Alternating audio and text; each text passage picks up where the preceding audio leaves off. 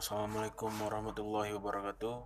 Izin memperkenalkan diri. Perkenalkan, nama saya Iza Mahendra Pawaka dengan NPM 1921020349. Di sini saya akan mempresentasikan tentang kaidah-kaidah hukum Islam.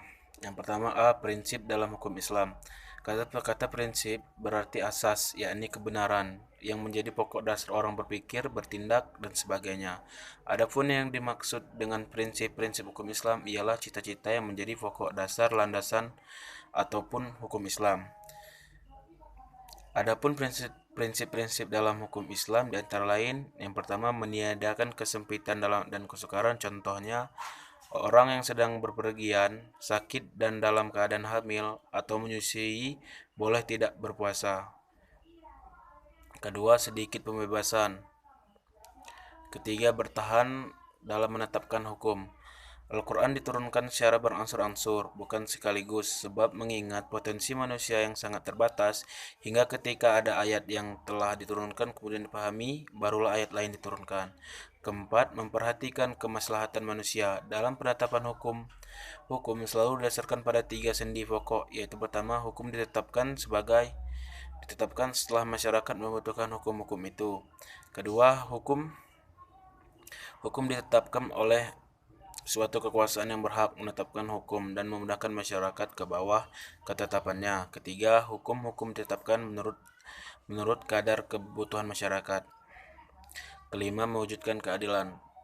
Manusia menurut pandangan Islam adalah sama-sama baik di hadapan Allah maupun di hadapan hukum, tanpa ada yang melihat kepada tinggi rendah suatu jabatan seseorang.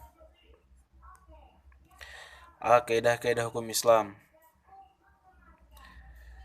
Macam-macam kaidah hukum Islam, yaitu pertama kaidah asiyah, artinya segala sesuatu perbuatan tergantung pada tujuannya. Yang kedua kaidah gohiru asasiyah, walaupun kedudukan bukan sebagai kaidah asiyah, namun keberadaan tetap kedudukannya sebagai kaidah yang penting dalam hukum Islam, karena para fuqaha sepakat atas kehujaan kaidah ini. Tujuan hukum Islam. Kajian tentang maksud tujuan ditetapkan hukum Islam merupakan kajian yang sangat menarik dalam bidang usul fikih.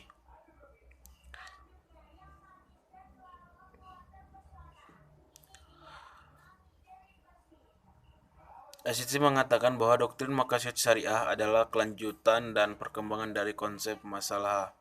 Tujuan hukum Islam maqasid syariah yang pertama memelihara agama, memelihara jiwa, memelihara akal, memelihara kehormatan, dan memelihara harta kekayaan.